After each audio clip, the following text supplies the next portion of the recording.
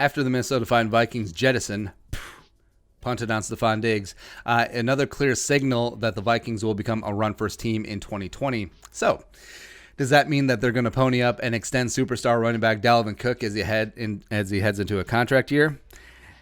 It's complicated. It really is. And there's three main points about this entire Dalvin extension debate. So, number one, running backs are cannon fodder. They really are. They're easily replaceable. Running backs getting to a third contract, almost unheard of. Also, they're not really living up to their second contracts either. I mean, it is the position of attrition. John and Cochran nailed it. But running backs are like rental cars. Like, you drive them hard. You don't really care about them. You get a new one next time you're out. That whole thing. Like, no one washes a rental car. No one gets a rental car detailed. Right? Unfortunately, that's what running backs have become. And running backs can be had at any point in the draft. Late, UDFA. Plus, we've talked about that, the Shanahan, Kubiak, but really the Kubiak-Shanahan system has famously turned nobodies into somebodies in that outside zone scheme. All you need to do, find the cutback lane, put your foot in the ground, boogie on in, right? Terrell Davis, Hall of Famer, 6th rounder. Orlandis Gary, 1,000-yard rusher, 4th rounder. Mike Anderson, 6th rounder. Also, former Marine, by the way. Mike Anderson, his backstory, super interesting. Go look him up. 1,000-yard rusher. Clinton Portis, from the U. 2nd-round pick, 1,000-yard rusher. Ruben Drones, 3rd-round pick out of Oregon, 1,000-yard rusher. Also, he was a fullback, I'm pretty sure.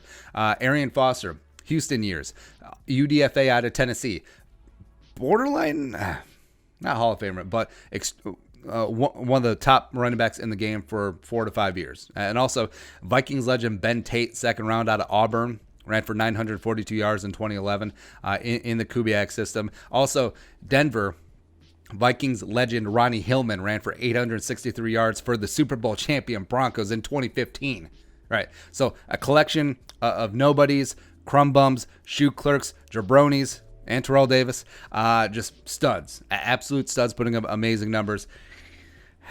Is it worth giving Dalvin a big amount of money with that history, with that track record there? I mean, maybe it is because we are Vikings fans. Maybe we are so fixated with the running back position because we traded 9,000 draft picks and Darren Nelson for Herschel Walker back in the day. Maybe that's it. And Jesse Solomon. Maybe that was it. Thanks, Mike Lynn. Or because we worshipped at the altar of Adrian Peterson for so many years. Oh, give him a $100 million contract to a running back. Let's do that. Yeah. Even though I've said this many times on the channel, how many non-FAR playoff games did Adrian Peterson win for the Vikings? Zero. Goose egg, D'Angelo Russell. Well, I get the counter argument. Well, he never had a quarterback. Exactly. You don't build a team around running back anymore in the modern era, even though the Vikings are clearly doing that now. Even though we signed Kirk Cousins. I just got really sad. I talked myself into being really sad, but whatever. But, just look at the offense last year. It was completely different, with Dalvin out. I do like Alexander Madison. I think he's got a great future. Same thing with Mike Boone. But, I mean, it was night and day with Dalvin out. But is he replaceable in the long run? I think certainly so. Yeah. Point number 2 that makes this situation with Dalvin's extension interesting is health. Right, you can't talk about Dalvin if you don't talk about health. They had those 3 injuries at Florida State, including a labrum injury that led to surgery. ACL his rookie year 2017, 2018 missed some games with the hamstring that was tied in with the ACL. Blah blah blah, and then 2019 missed a couple games with the amorphous, like hockey-esque upper body, shoulder, clavicle, chest injury that we were told wasn't an injury, but okay, sure. Play 16 games. Please, and then we'll get back to it, especially if you're going to be a true bell cow. Number 3, running back contracts. I mean, you look at Lev Bell and David Johnson and Todd Gurley and Deion Lewis and Jerick McKinnon and Lamar Miller. All of these long-term running back extensions are garbage. Devonta Freeman tossed in there as well. I mean, the big running back contracts have been a disaster besides Zeke. I mean, there's a reason why Melvin Gordon can't find a damn freaking contract out here. Like, it's very dumb of him for last year, and just complete lack of self-awareness and gauging what the market's going to be, turning out $10 million a year from the Chargers. He's not going to get half of that in free agency.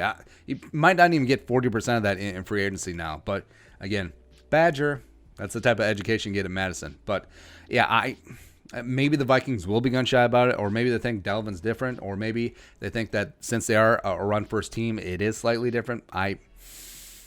I don't know. But just seeing that the way that the Rams basically paid Todd Gurley like $33 million for 2 years for nothing. Lastly, bonus number 4. Whatever deal that he signs with the Vikings, it isn't going to help the Vikings 2020 cap situation. In fact, it's going to hurt it, right? Because they can't really bring down his base salary of $1.33 million. Like, they can't really bring that lower. And also, any signing bonus that he signs on an extension is going to be prorated for how many years are in the deal, including 2020. So that will have a hit on the cap, prorated with how many ever years are on the extension. So I don't necessarily see why the Vikings would be motivated to extend Dalvin now. Like, unless it's hey, here you go, we're going to run the ball now. Diggs is gone, so have some money. I don't see it. Like, unless Dalvin and his agent come to the table and it's like a super reasonable pay-as-you-go, team-friendly deal, like say like 3 years, $7 million. The Vikings can get out of it after 1 year. It's basically a 1-year deal with 2 years pay-as-you-go. Maybe. But also, I don't think Dalvin should accept that either. Like, we're trying to strike a balance here. I do think that the running back position is essentially, it's being moved on from, and it's certainly devalued. But I think Dalvin at his peak, we've seen that he is a supreme talent. He is a game changer. He can carry this offense, but also can he stay healthy enough to carry this offense? That's the thing as well. But I would say let it ride. Both sides, I think, would benefit from letting it ride. Let Dalvin prove it for another full year, 2020. Stay healthy. And then if you have to, if you can't come to terms on a long-term deal, if you're still a little bit gun-shy about running back contracts, tag him, run it back, 2021, have them do it again. Then maybe think about a long-term deal. Or hell, tag him again. And then see what happens after 2021. By then, it may be time for a new running back. And I know that's extremely unfair to Dalvin, but that is the business and that is the nature of the running back position at this point in the game, which it's tough. I mean, I love Dalvin. I think he is a superstar. I think he has the capacity to be a true blue 3-down running back, one of the best running backs in the game. But that's simply how you have to approach the running back position at this point in the modern game, especially when you have a quarterback making top-tier quarterback money. I mean, it's really tough to throw around 10, 11, 12 million bucks at a running back on top of paying a quarterback. So essentially they're going to be taking up 25, 30% of your cap. It's tough. I mean, there's no more Jim Browns. There's no more Adrians. There's no more O.J. Simpsons. Bell cow running backs simply aren't worth it anymore. So hopefully, I like Dalvin. Hopefully he can stay healthy. Hopefully he can ball out. And hopefully Dalvin and the Vikings can find some sort of common ground. But I think right now, if the Vikings do give Dalvin Cook a contract extension this offseason, I think it's super premature. And again, unless it's super cheap, super team friendly, I wouldn't be down with it. But your thoughts? Let us know. Dalvin contract extension? ? Hit us up below. Also, subscribe Daily Vikings Takes. You want to support the work, pull us on the Venmo. Plus, hit the join button. Find out how you can become a monthly or platinum Jerome player, as well as give us a follow on social media. But until next time, Skull, production value.